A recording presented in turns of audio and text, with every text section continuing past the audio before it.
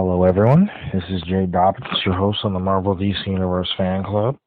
We are now at episode 197, and I'll be doing a recap on San Diego Comic Con. So, well, just the important stuff anyway.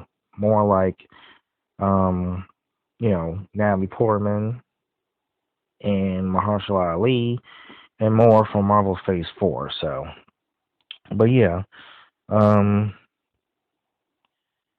as we all know, that the Avengers Endgame um,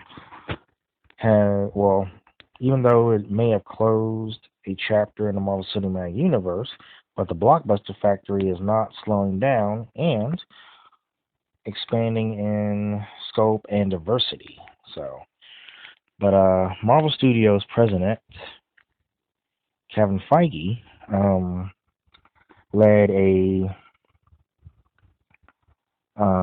marathon presentation at San Diego Comic Con on last night, of course, announcing plans for the first 2 years of Marvel Phase 4, which will include Natalie Portman taking up the hammer as Thor, making Angelina Jolie an immortal for the Eternals, and rebooting Blade with Mahershala Ali, which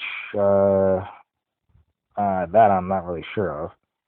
But in the Natalie Portman being Thor, I don't know if that's part of the multiverse or what, but I don't know.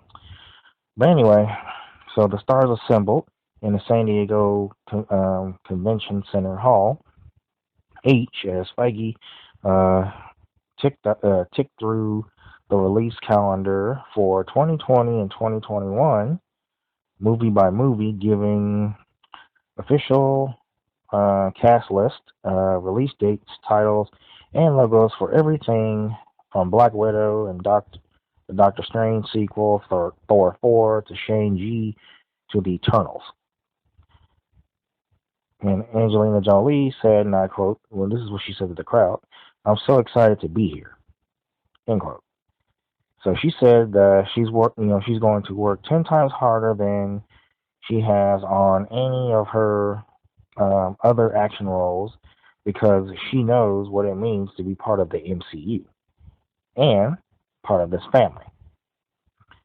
So Jolie, who was playing the character Athena, was joined by her Eternals castmates, including Richard Madden, Kamal Nanjiani, who co-stars with Dave Bautista in Stuber, and Selma Hayek and Brian Tyree Henry, as well as director Chloe Zhao. Zhao said, and I quote, I just really, really wanted to make a Marvel movie for so long," end quote. It's set for release on November 6, 2020, after Black Widow kicks off on May 1st with Scarlett Johansson, as well as Stranger Things David Harbour, best known for his role for Hellboy and Stranger Things, of course. Rachel Weisz, best known for her role in The Mummy, and Florence Pugh. So, audience got a look at some early footage from the Kate Shortland directed film showing Johansson and Pugh in some Bourne Identity style hand-to-hand combat. I might have to catch that on YouTube. Anyway, Marvel also revealed that newcomer Simu Liu will be playing the lead role in Shang-Chi and The Legend of the Ten Rings, directed by Destin Daniel Cretton, and coming to theaters on February 12th, 2021. He'll star alongside Awkwafina and Chinese actor Tony Leung, who is playing the Mandarin. That's interesting. This is the craziest dream This is the craziest dream," said Lou, sorry, who was literally cast on Tuesday.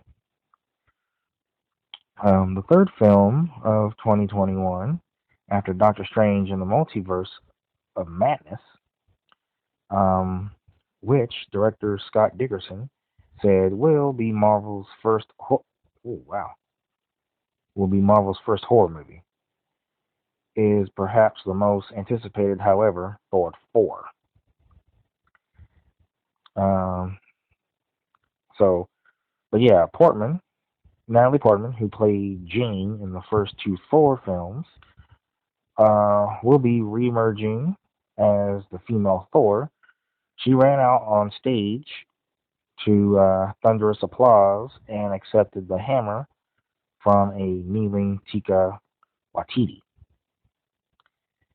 So Chris Hemsworth and Tessa Thompson will also be returning for the Waititi-directed Thor: uh, Love and Thunder, which is set for release on um, November 2nd, 2021.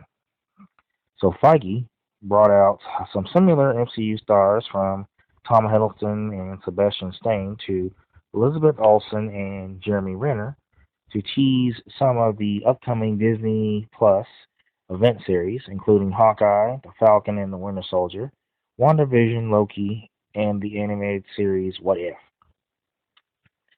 So fans were excited to learn that the little girl in Captain Marvel, Monica Rambeau, will be joining WandaVision as a grown woman played by MCU newcomer Teyonah Parris. The energy in Hall H was electric for what was easily the most high-profile and anticipated presentation. The audience also knew in that Feige would be joined by some special guests. 10 security guards managing the estimated 8,000 people in the room even inadvertently snapped at in-game directors Joe and Anthony Russo, who were trying to figure out where to go in the melee.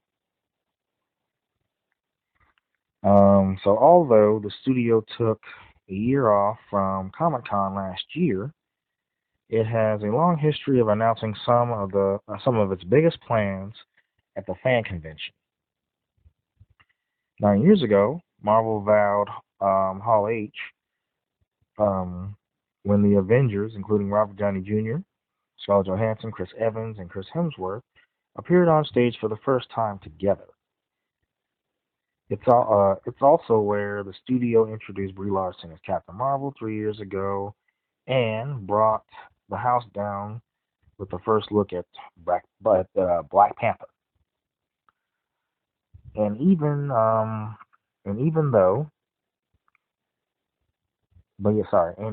the presentation hardly took a breather, there will be a number of upcoming films, some rumored and some confirmed, that they couldn't get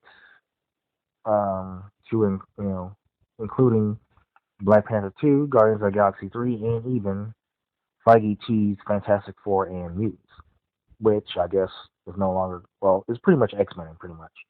Anyway, let's see. But all that stuff is rumored, so, but then again, the X-Men reboot and Fantastic Four have been confirmed, though. But he said with a smile. But he said it was rumored. But anyway, there was some leak information that those two films were confirmed. But anyway, who knows? But anyway, he closed out the presentation, dropping the Blade reboot news and Ali's casting. Mahershala Ali, best known for his role in Green Book and of course Moonlight.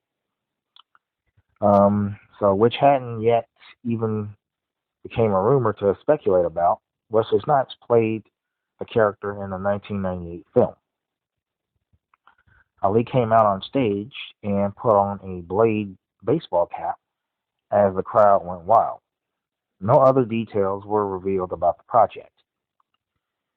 Marvel's impact on Hollywood over the past 11 years is hard to understate. This year alone, 3 of the top 5 movies are Marvel properties. Avengers Endgame is number 1, Captain Marvel is number 2, and Spider-Man Far From Home is currently number 5, just after 3 weeks in theaters.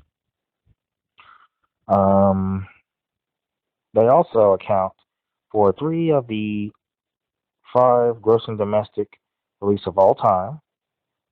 Unadjusted for inflation, Star Wars Force Awakens holds the first place spot, but then Avengers Endgame becomes but then comes Avengers Endgame at 2, Black Panther at 4, and Avengers Infinity War at 5. And combined with over $23.3 billion in worldwide earnings, the Marvel Cinematic Universe is by far the most successful franchise of all time. With the recent partnership, with Sony on Spider-Man and the Walt Disney Company's acquisition of Fox, all the missing pieces, including X-Men, Deadpool, and Fantastic Four, are coming together under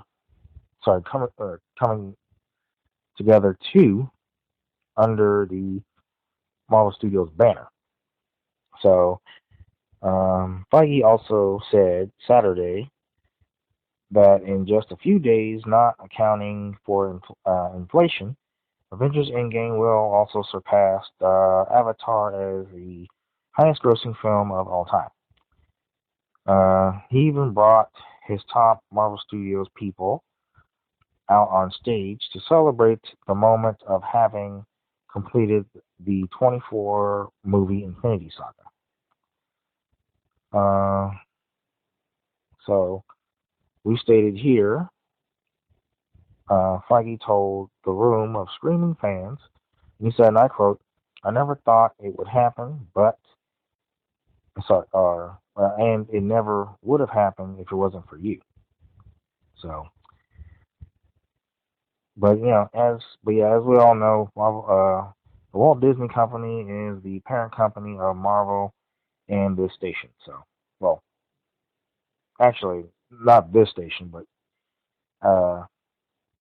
ABC. They're the ones who put the news out there for all this. That's where I got the information from.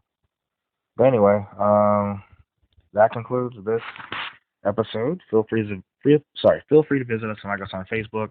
We're available on iTunes, Google Play Music apps, Spotify, and of course YouTube.